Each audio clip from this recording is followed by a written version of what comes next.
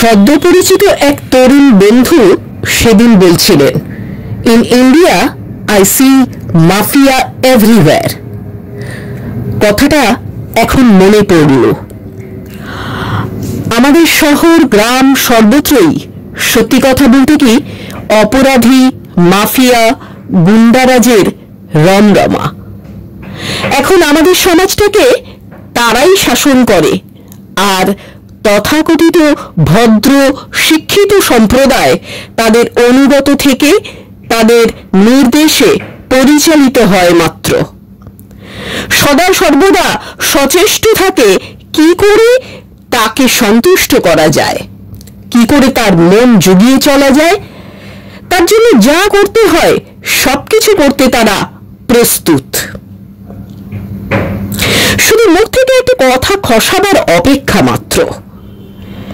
এইখানে আজ আমরা এসে দাঁড়িয়েছি। দেশি বিদেশি নানা মনীষীরা আজ শুধু অক্ষরে আটকে আছেন। আমাদের ছোটবেলায় বেশ মনে পড়ে, আমরা সেই সব স্মরণীয় মানুষদেরই নিজেদের আইডল বা হিরো ভাবতাম। আজ তাদের প্রয়োজন ফুরিয়েছে। কিন্তু কেন এমনটা হলো? কবে থেকেই বা হলো? আমাদেরই বৃহত্তর সমাজ তবে কবে থেকে বদলে গিয়ে এমন নীতিহীন, আদর্শহীন হয়ে উঠল?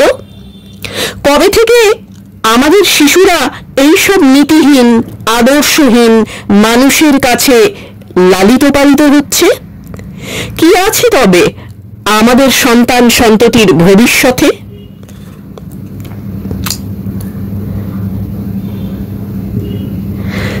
স্বাধীনোত্তর ভারতে যে পাড়া সংস্কৃতি ছিল ৮০-র দশকের আশেপাশে, তার একটা বিরাট পরিবর্তন হয়েছে মূলত সংসদীয় গণতন্ত্রের হাত ধরে।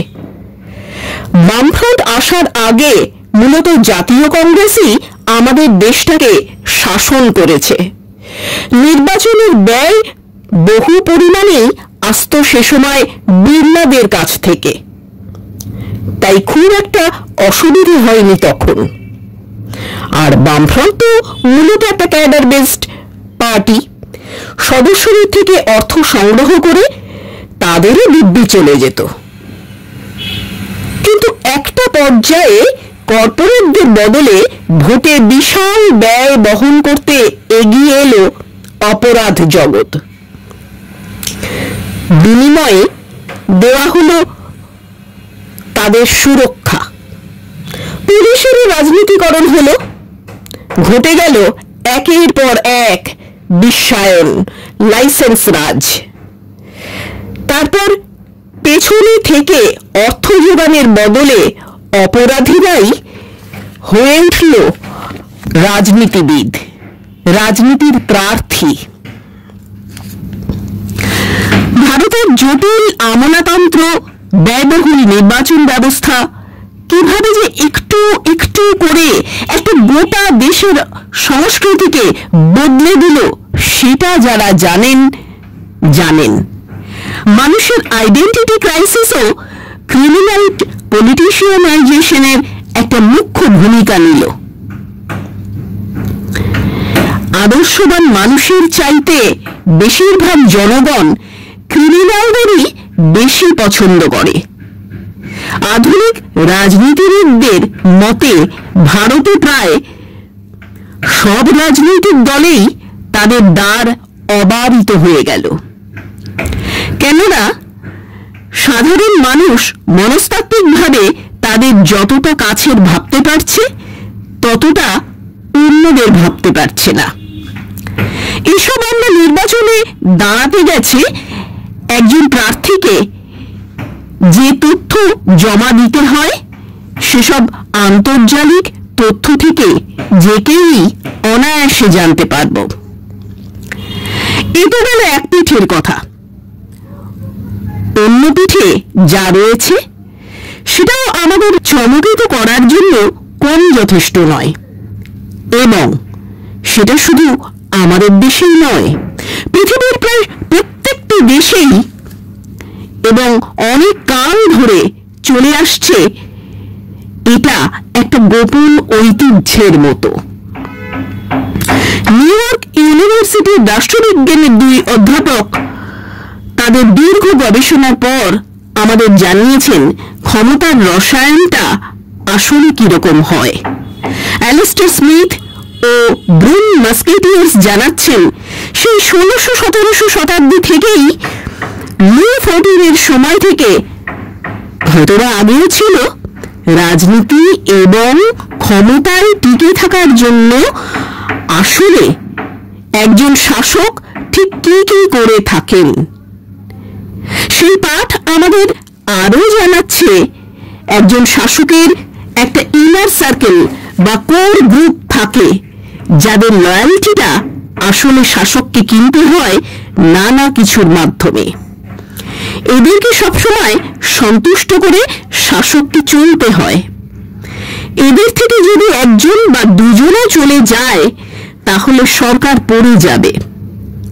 এরপরে থাকে আরো আর একটা বড় গ্রুপ, যারা প্রকাশ্যে শাসকের সঙ্গে ঘুরে বেড়ায়, শাসকের হয়ে কথা বলে।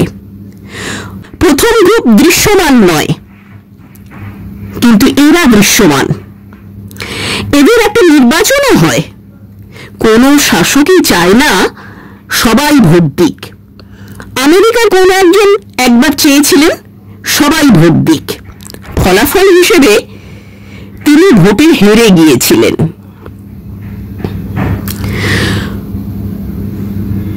কোনো কিছুর মূল্যেই কোর গ্রুপের বিরুদ্ধে মুখ খোলা যায় না।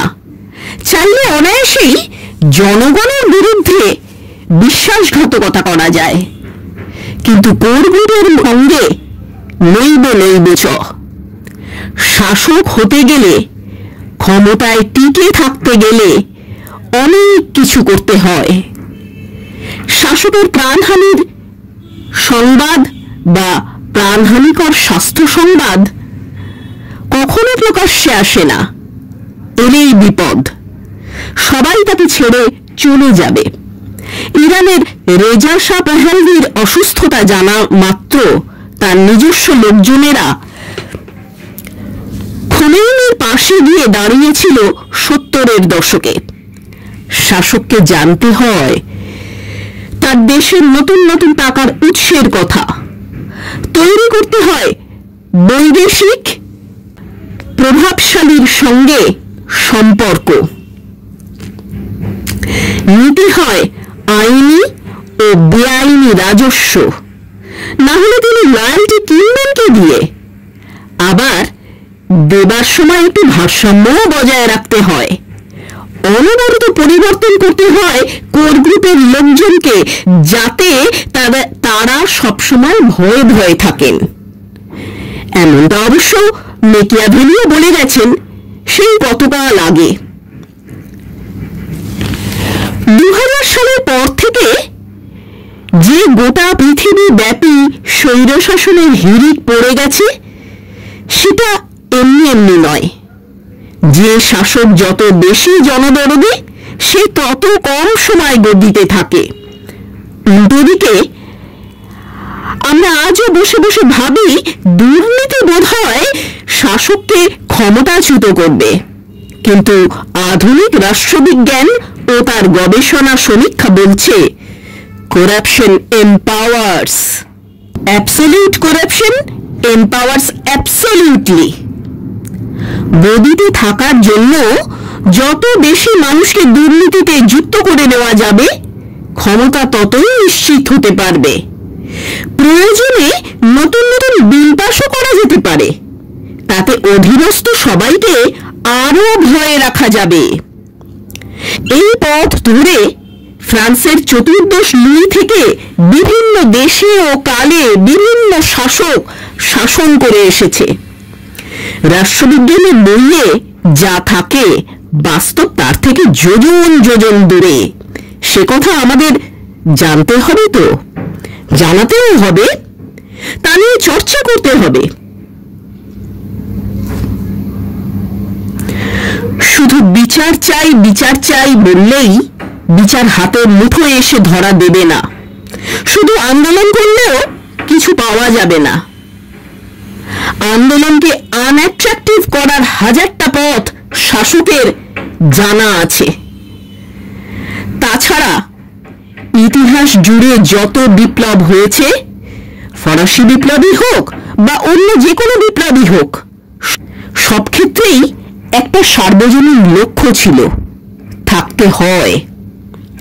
আর যেসব ক্ষেত্রে বিপ্লবের আরো নানা রকম পূর্ব শর্তগুলো পূরণ হয়নি বা হচ্ছে না, গোটা পৃথিবী জুড়েই সেই সব ক্ষেত্রে আন্দোলন ব্যর্থ হয়েছে, হয়ে চলেছে। বিপ্লবের জন্য শিক্ষার প্রয়োজন, চর্চা প্রয়োজন। জানতে হবে আমরা কোথায় দাঁড়িয়ে আছি, সামগ্রিক ব্যবস্থাটা আসলে চলছে কিভাবে, ঠিক কোন কোন জায়গায় পরিবর্তন দরকার, সেই পরিবর্তন দাবি করতে হবে। আংশিকের লক্ষ্যকে সার্বজনীন বলে চালালে বিপ্লব অসম্ভব। এখন মানুষকেই ঠিক করতে হবে সে ঠিক কি চায়, আদর্শবান ন্যায়নীতিনিষ্ঠ রাজনীতিবিদ, না মাস লিডার হয়ে ওঠা পাড়ার গুন্ডাটাকে, যার সঙ্গে আইডেন্টিক্যালি সে কোথাও একটা এক। আইনের শাসন না বেআইনি সুযোগ সুবিধে, তার উপরেও নির্ভর করবে দুর্নীতিমুক্ত শাসন ও সমাজ জীবন। মানুষই তাহলে এবার যা বোঝার বুঝে নিক, কেননা সেই তো আসল জনগণ মন অধিনায়ক।